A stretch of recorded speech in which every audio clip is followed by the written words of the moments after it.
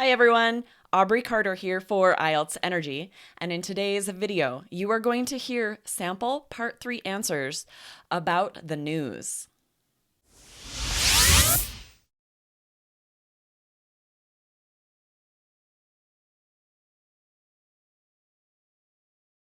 Guys, you may get a question on part 3 speaking, not just about current events, things that happen in the news, but how you get your news. Where do you read the news? Or where people in your country usually find the news? So today I'm going to answer 2 part 3 questions that you might face on the IELTS exam. Remember, you can go to allearsenglish.com/IELTS quiz to take a free 2-minute quiz, get your estimated band score, and free resources at your level. So be sure to check that out. Okay. Now, I'm going to use some vocabulary in today's sample part 3 answers. I'm going to let you know what they mean first. So first of all, skeptical is a high-level word for meaning having doubts. If you're doubtful of something, you can say, I am skeptical, or I feel skeptical about this. Then the verb flooded. This means that something arrives in an overwhelming amount. You can say, just like water could flood a place, information can flood something. All right, prudent. I'm going to use this adjective that means careful or wise, and the verb established. This means that it has existed for a long time or has a good reputation. All right, so the first part 3 question I'm going to answer is the question, do you believe everything you read in the news? This is definitely something you guys should think about. Frankly, when it comes to online news, I am pretty skeptical of many sources because the internet is flooded with information and it can be difficult to know what is true. Unfortunately, anyone can publish all kinds of super crazy false facts online, so it's prudent to fact check and verify that the source is trustworthy.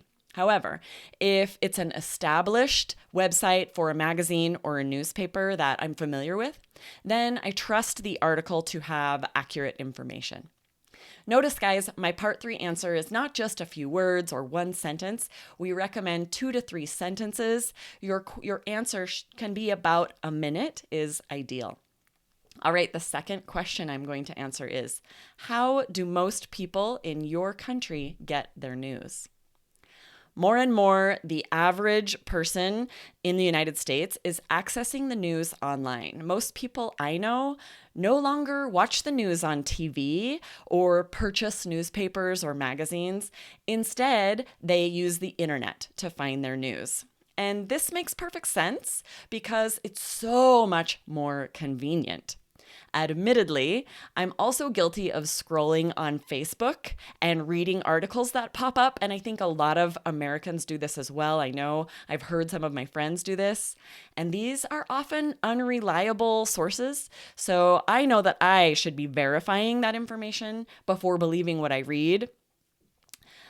All right, guys, you may have noticed I used a lot of linking words. Frankly, unfortunately, however, more and more, admittedly, remember that each linking word has meaning. When you hear them, pay attention to the context. Frankly, honestly, and to be honest have the same meaning.